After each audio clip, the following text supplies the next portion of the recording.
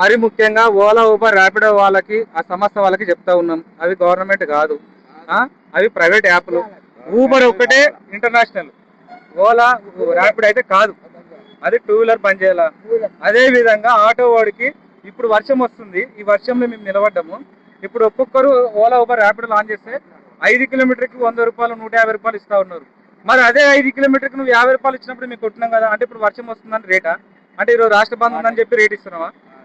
అదే విధంగా అండి, మేము ముఖ్యంగా అందరికి ఒకటే మాట చెప్తున్నాను, మీడియా ఓలా ఊబర్ ర్యాపిడో సంస్థలకు అందరికి ఒకటే మాట ఏమంటే, మరీ ముఖ్యంగా ఆటో డ్రైవర్ కి మెడికల్ ఇన్సూరెన్స్ అనేది కావాలి, కంపల్సరీ కావాలి, ఈఎస్ఐ కావాలి.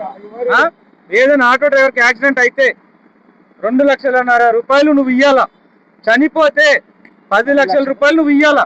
ఆటో డ్రైవర్కి ఎందుకు ఇవ్వట్లేదు?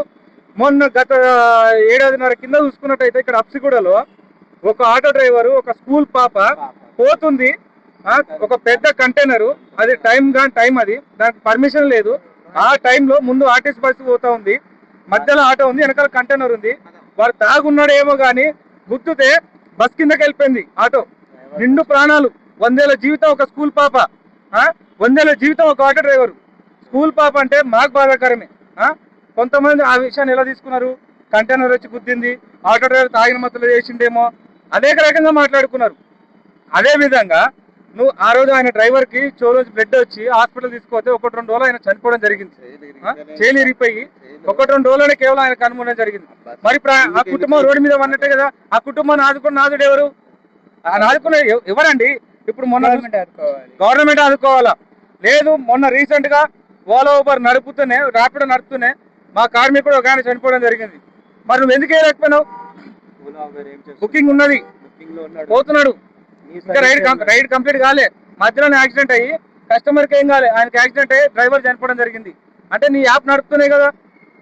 ఇప్పుడు నీకు రోజు 30 రూపాయలు, ఒక్క ఆటో డ్రైవర్ దగ్గర 30 రూపాయలు తీసుకుంటున్నావు, 7 లక్షల ఆటోలు 30 ఎంత మీరే లెక్క చేసుకోండి. ఇక్కడ డైలీ ఒక్క రోజు 30 రూపాయలు, ఓలా ఓడి 20 రూపాయలు, ఊబర్ ఓడి 30 రూపాయలు, అంటే ఒక్క రోజుకి నువ్వు కోట్ల మీద సంపాదిస్తున్నావు.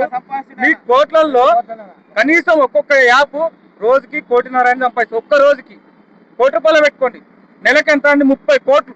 ఒక్కొక్క యాప్ 30 కోట్లు సంపాదిస్తుంది. అందులో నుంచి ఆ యాప్ నడుపుతున్నప్పుడు అరే డ్రైవర్ చనిపోయాడు, పోయా ఎత్తుకుంటా పోయి ఒక 10 లక్షల రూపాయలు ఆర్థిక సాయం చేస్తాను నెత్తిన పెట్టుకుంటాం మేము. నువ్వు ఏ సాయం చేయవు, మెడికల్ ఇన్సూరెన్స్ ఇయ్యవు, మాకేం జరిగినా పట్టించుకోవు. ఏమని అంటే ఎవరైనా కస్టమర్లు ఏమని అంటే ఏమంటే బ్లాక్ చేస్తావు. బ్లాక్ చేస్తే ఏంది, నువ్వు అలవాటు చేసినావు. ఇప్పుడు ఓలా ఊబర్ ర్యాపిడోకి మా డ్రైవర్లు అన్నలు అందరూ అలవాటు పట్టరండి.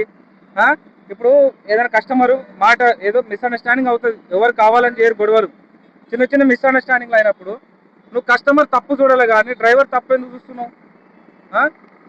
ఇదే నేనే ఉన్న ఉదాహరణ. ఊబర్లో ఇప్పటికి నాకు ఊబర్ లేక 3 ఏళ్ల పైన, నన్నే 100 సంవత్సరాలు బ్యాన్ చేసింది. వాడు ఎవడు నన్ను బ్యాన్ చేయడానికి 100 సంవత్సరాలు అన్నా, 100 ఏళ్ళు నీకు ఊబర్ ఐడి రాదురా బాబు అని చెప్పిండు. మనిషి బతికేది 70-60 సంవత్సరాలు, మరి 100 సంవత్సరాలు ఇచ్చేదంటే మరి బండి మాది, గ్యాస్ మాది, డ్రైవింగ్ సర్వీస్ మాదే. వాడు ఎవడో ఓలా ఊబర్ వానికి మాకు సంబంధమే లేదు. ఈ గవర్నమెంట్ చేయబట్టి మేము వానికి అటాచ్ అయినాం. వాని ఇష్టం వచ్చిన రేట్ ఇచ్చేసి మా శ్రమ ఖరాబ్ అవుతుంది, మా డబ్బులు పోతున్నాయి. వాని ఇష్టం, మాకు 100 రూపాయలు పోయేదారు 50 రూపాయలు ఇస్తున్నాడు. ఎంత కలకల అనుకుంటూ పోతున్నారు అంటే ఆటో వాళ్ళు.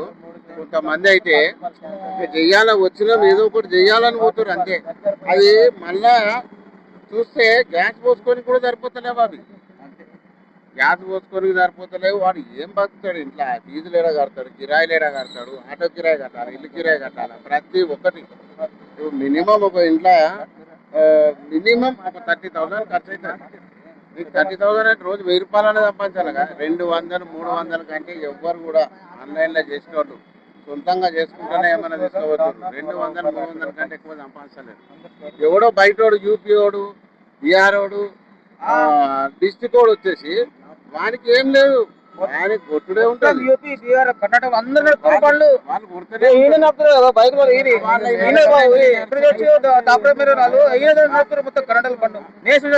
పర్మిషన్ ఎట్లా ఇస్తున్నారు? తెలంగాణ నాలుగు యూపీ, బీహార్ మొత్తం కలిపి అది కూడా దెబ్బనే ఉన్నది. ఈ తెలంగాణ ఇప్పుడు మాకేంటంటే తెలంగాణలో నడిపారు, హైదరాబాద్ లోనే నడిపారు. ఎవరి రూల్స్ రెగ్యులేషన్స్ ఉన్నాయి అదే నడవాలా. డిస్టిక్ వాళ్ళు ఇక్కడ వచ్చి నడుపుకొని వద్దంటలేము, కానీ డిస్టిక్ బండ్లు ఎక్కండి, మీరు ఇక్కడ బండ్లు తీసుకొని నడుపుకోండి. మాకు అభ్యంతరం అంటే మీరు బీహార్ ఒరిస్సా వాళ్ళని నిషేధించాలంటున్నారు. నిషేధించాలి, ఖచ్చితంగా నిషేధించాలి. ఇప్పుడు మేము